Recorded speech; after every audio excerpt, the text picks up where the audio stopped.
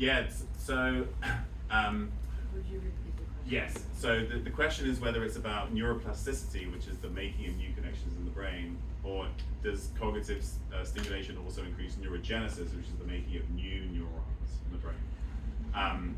And so one of the reasons why I think for a long time we thought that the adult brain couldn't change is because the adult brain doesn't really do much neurogenesis. It doesn't really make new neurons.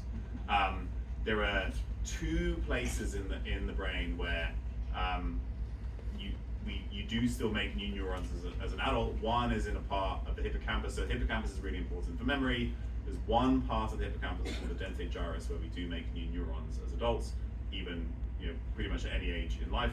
And then the olfactory bulb, which is where we kind of generate smell in our nose. And because the adult brain doesn't tend to make new neurons in most of it, we then assumed that adults' brains can't change. So then it's really about neuroplasticity and like building new connections.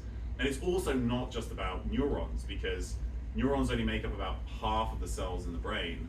And when you're improving the structure of the brain, you're also changing all the other cells that are in there and that kind of support the function of the brain. So when you look at neurogenesis, there are some recent studies that show that people who are what we call super agers, and the definition is somebody who maintains cognitive function from their 50s into their 80s.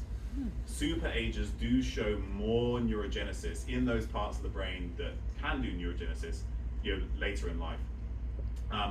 And that's probably related a lot to physical health and some of those other kind of supporting factors. Maybe cognitive stimulation plays a role too, because different types of cognitive stimulation can drive the production of factors that kind of help to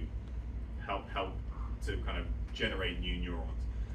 So I think that neurogenesis is part of it, but it's only a small part, and it's probably more related to other health promoting factors that we know are really important, so like supporting the whole kind of, like all aspects of brain health.